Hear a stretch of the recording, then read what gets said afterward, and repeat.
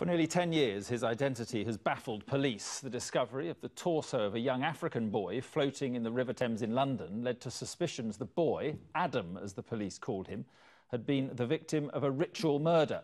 Now an ITV investigation has managed to put a name and a face to the torso in the Thames. Ronke Phillips' exclusive report contains upsetting material. He was a child with no identity. Recovered from the Thames, his arms, legs and head cut off. He was defined by only the clothing on his torso and the name police gave to him. On the 21st September, the body of a child was recovered from the River Thames. Now, we've not identified the child, and consequently we've taken the unprecedented step of giving him a name. It's Adam. Now, after a decade of being an unknown victim, ITV News asks, is this the boy whose torso was pulled from the Thames?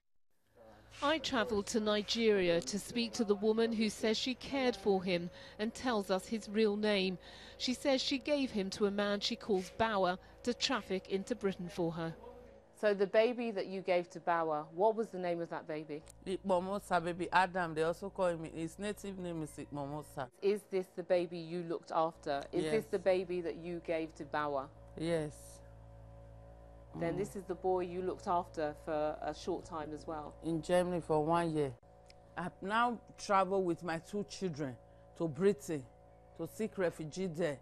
So after that, when I get to Britain, I now found Bauer. Where is the Ikpomwosa? Then he said he's dead. Joyce was first questioned in 2002. When it emerged she'd lived in Germany for 10 years before claiming asylum in Britain. As detectives searched her flat, they found compelling evidence linking her to the case. Where were they bought, most of those?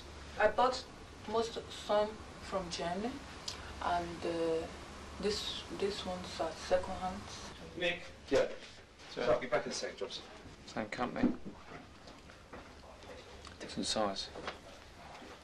But Joyce refused to cooperate, and with no DNA linked to Adam, she was released and deported back to Nigeria. Detectives have always felt she held the key, but despite repeated attempts have never managed to question her again. She has health problems and at one point went missing altogether. Then last month, I tracked her down. Well, you say you didn't have anything to do with the killing? No, you know, I'm a mother, I have children, I can't kill somebody's child. Do you know who killed Ikpomwosa? Ikpomwosa? Yes. No, I don't know the group of people. They use him for ritual in the water. It's a major breakthrough to get a name and a photograph, really, of a victim. If it's correct, we could identify the family of the child, and I would think it should lead to identifying who killed him.